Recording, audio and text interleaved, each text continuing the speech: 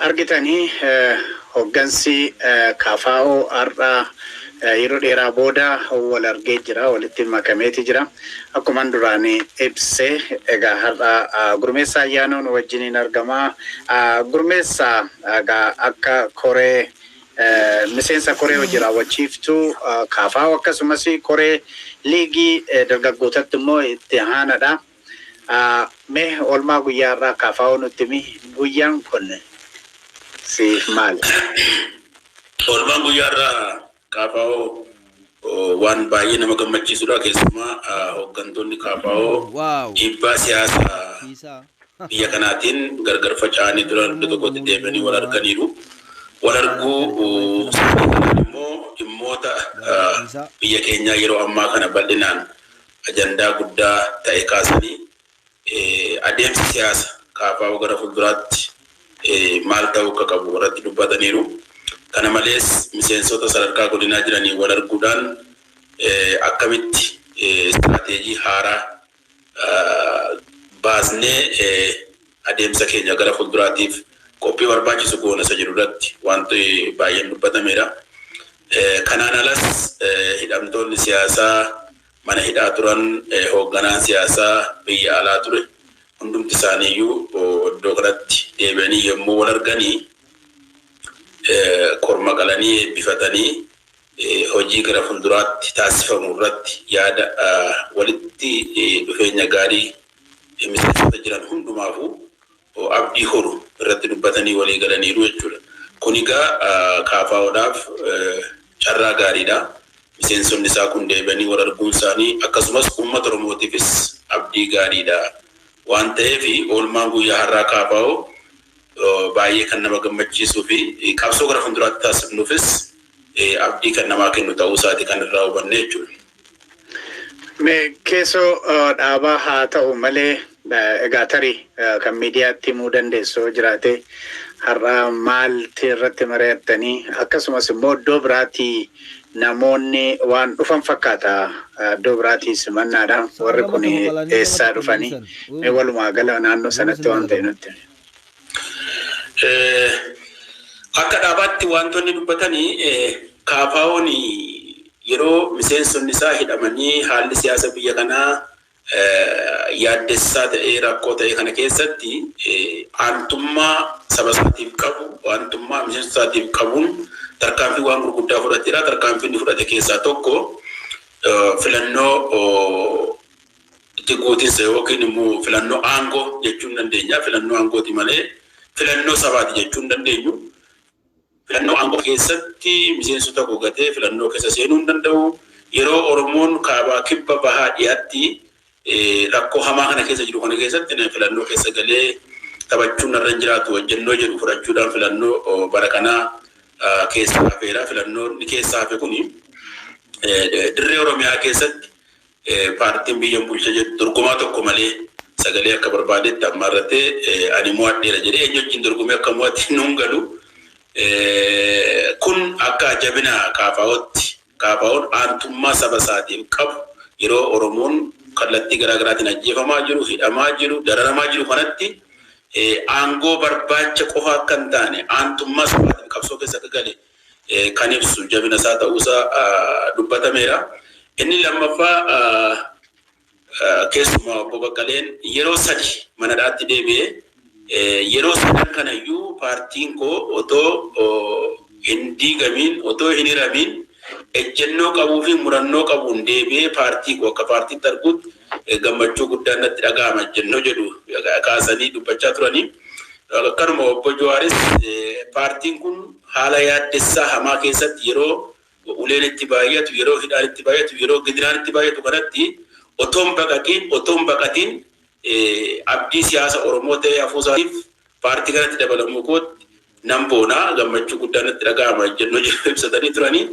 Kana jechuun gara fuula duraatti KFO'n istirateejii akkamiitiin deemuu qaba? Haala siyaasa biyya kanaa rakkoosaa, gidiraasaa dandamachuu qofa otoo hin taane ceesisuu siyaasa Oromoo keessatti istirateejii akkamiitiin deemuu qaba? Haalli siyaasa biyya kanaa amma jiru immoo maal fakkaata kan jedhu waan baay'ee irratti dubbatame. marii bal'aa ta'e gara fuulduraatti mari'atamuuf wantoonni qabxii gurguddaa ta'an ka'anii gara fuulduraatti ajandaa akka ta'aniif irratti dubbatamaniiru. Inni lammataa miseensonni sadarkaa godinaa keessumaa miseensonni koree ni bakka buutota godina Lixa Shawaa kan barsiisota yuunivarsiitii illee of keessaa qabu dhufanii iddoo kanatti simannaa kanarratti argamaniiru.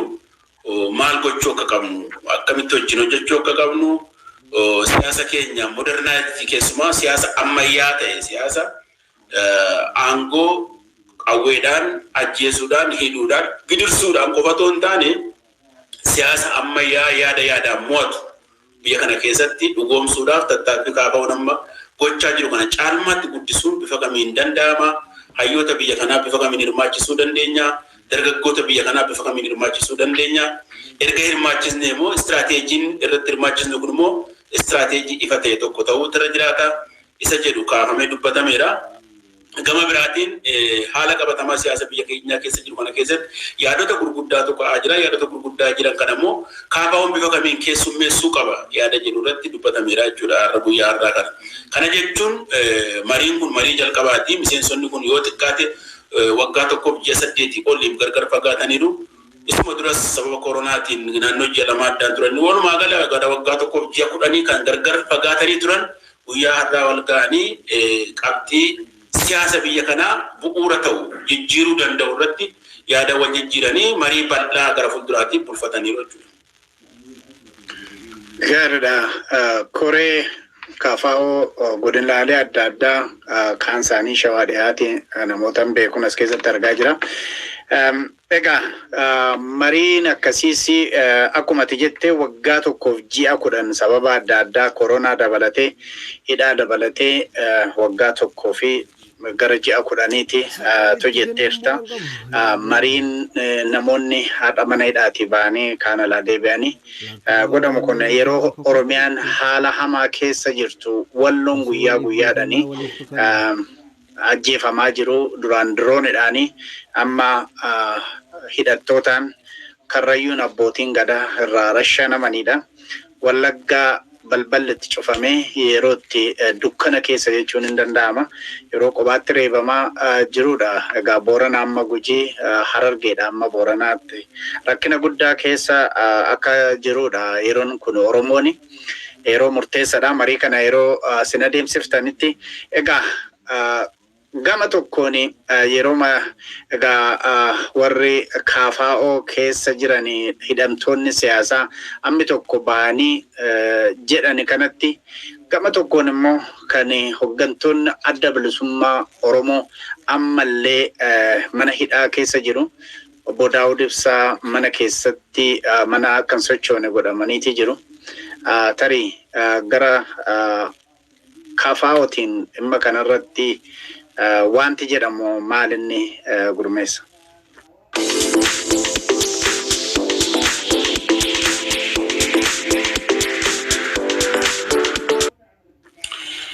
Walumaa gala wantoonni atam kaaste kun kaafaa'oodhaaf ajandaa guddaadha. Ajandaa guddaadha yeroo jennu siyaasni kaafaa'oon geggeessu siyaasa ammayyaa'e siyaasa dimokiraataa yookiin dimokiraasii nagaa qabsoomna amma karaa nagaa qabsoomnutti sagaleedhaan caalmaa argachuudha. Sagaleen caalmaa argachuudhaaf immoo nagaan jiraachuu qaba. Uummanni tasgabbaa'uu qaba. Kan naaf ta'a jiru filachuu danda'u irra jiraata.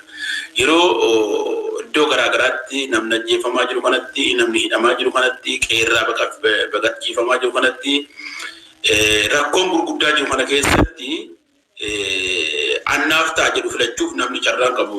Filannoo yeroo darbe keessatti kan nuti hirmaachuu dandeenye tokko biyya nagaaf tasgabbiin hin jiretti biyya dhukaasa dhaggeeffachaa jirutti biyya lubbuun namaa du'aa jiru keessatti filannoo qabatamaan geggeeffamee sirna dimokiraasii geggeeffamedha jechuu waan hin dandeenyeefidha. Ammas wanti kun bal'inaan biyyattii kana keessatti mul'ata. Filannichis filannoo waan kana fiduudhaaf milikkita agarsiisa illee miti. Filannoo filatamus jijjiiramni gama kanaatiin gama nageenyaatiin gama dinagdeetiin gama siyaasa waliigalaatiin mul'ate wanti jiru hin jiru. Kana jechuun maal jechuudha? Filannichi filannoo bu'uuraan jijjiirama fiduu danda'u otoo hin taane filannoo aangoo ittiin qabachuuf gaggeeffame ta'uu isaatu nu agarsiisa. Kanaaf qabsoo karaa nagaa gaggeessinu kana keessatti gaa tokkoffaa istirateejii ifa ta'e kan uummata hunda hirmaachisu qopheessuudha. Istirateejii kanarratti akkamitti qophaa'uu danda'a kan jedhu mariin erga taasifame booda yaadni kun bulee bal'ina irratti mari'atamuu qaba kan jedhamedha. Gama biraatiin ajjechaawwan Oromiyaa keessatti yeroo baay'ee bal'inaan darbanii tun taane bal'inaan gaggeeffamaa jiru kuni bifa kamiitiin gara nagaatti dhufuu danda'a, karaa kamiitiin furmaata argachuu danda'a kan jedhu bal'inaan dubbatamuu yaalameera. Caalmaatti immoo yaadni kun bulee kana caala bal'atee mari'atamuu qaba kan jedhu irratti mari'atameera. Kun egaa gama biraatiin hooggantoonni adda bilisummaa Oromoo mana hidhaatti hafanii adda bilisummaa Oromoo wajjin hojjechuudha walii mallatteessineerra. Sagalee Oromoo cimsuudhaaf, qabsoo Oromoo bilcheessuudhaaf, galma isaa geessisuudhaaf istirateejii wal fakkaatu baafannee wajjin hojjechuudhaaf walii mallatteessineerra. Miseensonni hooggansa KFO yoo hiikamanu miseensonni keenya sadarkaa godina ammayyuu manadaa jiru, miseensonni keenya sadarkaa aanaa ammayyuu manadaa jiru, akkasuma miseensonni adda bilisummaa sadarkaa giddu galeessas ta'e sadarkaa lee'a garaa garaatti manadaa keessa jiru. Kana keessatti siyaasa tasgabbaa'e, siyaasa hirmaachise gaggeessuun baay'ee ulfaataa ta'uusaa irratti walii galame. Yeroo darbees hundeeffama komishinii nageenyaa komishinii marii biyyaalessaa jedhu irratti xalaa barreessine turre. Xalaa sana keessatti tokkoffaa namoonni hidhaman hundinuu hiikamanii qaama marii kanaa ta'uu yoo dadhaban mariin kun bu'aa qabeessa ta'uu hin danda'u. Lammaffaa Oromiyaa keessattis ta'ee Itoophiyaa keessatti waraanni amma gaggeeffamaa jiru otoo gaggeeffamaa jiru marii biyyaalessaa gidduu kanatti hin goona jechuun biyya kanaaf nagaaf tasgabbii fiduu otoo hin taane gangalcha yookiin immoo kachachala siyaasaa ta'uusaa. Kachachala siyaasaa jechuun siyaasaan yeroo bitachuuf ta'uusaa xalayicha keessatti hundee turre. Har'as kanumatu ajandaa ta'ee bifti xalaan sun itti barreeffame akkaataan siyaasni biyya kanatti tarkaanfachaa jiru, ajjeechaan hidhaan biyya kana keessatti gaggeeffamaa jiru furmaata haaraa kan barbaadu ta'uusaa fi bifa kamiitiin furmaanni kun argamuu danda'a kan jedhu ajandaa ta'ee ka'ee bal'ina isaatiin itti deebinee irratti mari'annee istirateejii haaraa ta'ee fi rakkoo kana furuu danda'u baasuu akka dandeenyu irratti dubbatameera jechuudha. Walumaa gala biyyattii kanatti nagaa fiduudhaa fi hidhamtoonni siyaasaa kun hiikamanii qaama marii biyyaalessaa kana yoo ta'an isteeppiin sadarkaan tokko deemama. Lammaffaan immoo biyya kana keessatti biyya dhukaasni keessatti gaggeeffamaa jiru keessatti biyya waraanni babal'aan keessatti gaggeeffamaa jiru keessatti warri Finfinnee jiru qofti marii biyyaalessaa nan gaggeessa yoo ta'e araarri qabatamaa ta'e tokko dhufuu hin danda'u. Araarri qabatamaa tokko dhufuu hin danda'u taanaan immoo mariin sun bu'aa dhabeessa ta'a jechuudha. Waggoottan sadan darban kana biyya kana keessatti iddoo baay'eetti mariin taasifameera. Namoota baay'eedhaan mariin taasifamu. Harma guyyaa kana foorumii Oromoo kan jedhu Adaamaatti gaggeeffamaa jira. Waggoottan sadan darban kana gaggeeffamaa ture. Otuma inni gaggeeffamaa jiru namni baay'een hidhamaa ture, ajjeefamaa ture. Ajjeefamuu irra darbee namni ajjeefame bineensi illee reeffa isaa godhatti nyaachaa akka ture seenaa Oromiyaa yeroo dhiyoo kanaati. Kanaaf kana furmaata haarawaa fidee biyya siyaasa ammayyaa gaggeessitu taasisuudhaaf istirateejiin rakkoo kana furuu danda'u qophaa'uutu irra jiraata. Istirateejii kana qopheessuudhaaf immoo mariin bal'aa kana caalu gaggeeffamuusaa irratti dubbatamee ajandaa bulfameedha jechuudha. Hayyee galatoomii obbo Gurmeessaa Ayyaanoo egaa warri gara boodaa dhuftanii kabajamtoota daawwattoota keenyatiif dhaggeeffattoota keenya warri gama adda addaatiin nu ilaalaa jirtan karaa feesbuukii keenya